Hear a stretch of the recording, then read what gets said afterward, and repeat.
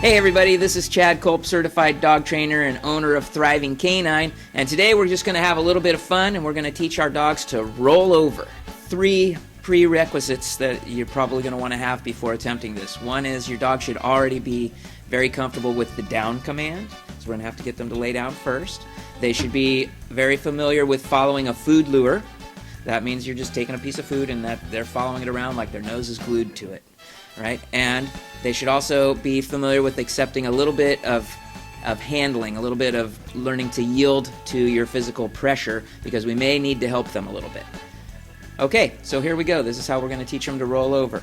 You're going to start with your dog right in front of you, facing you, and put them in a down position. Then you're going to take a treat and you put it right on their nose, and you bring it around. So they follow their head around towards the side, towards their rib cage, and then slowly up so that they'll follow it like up over their spine, which will then force them to roll over.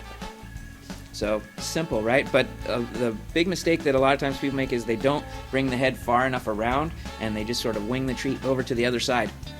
And what will happen is the dog will just turn their head the other way and get the treat catch the treat on the other side. They're very smart that way. They're just going to find the fastest way to get from their mouth to that treat.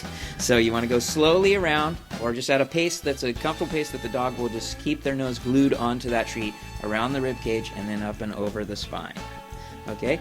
Now, another thing that you want to look for, this is really important actually, is look for their hip. Watch their hips, because if their hip kicks to one side or the other, or pivots over to one side or the other, then that's the direction that you would want to do your rollover in. And then last but not least, hopefully you can just get them to follow the treat over. That's the coolest way to do it, because they're actually thinking. It's actually a good mental exercise, because they're having to figure out, what the heck is this guy trying to get me to do to give me the treat, right?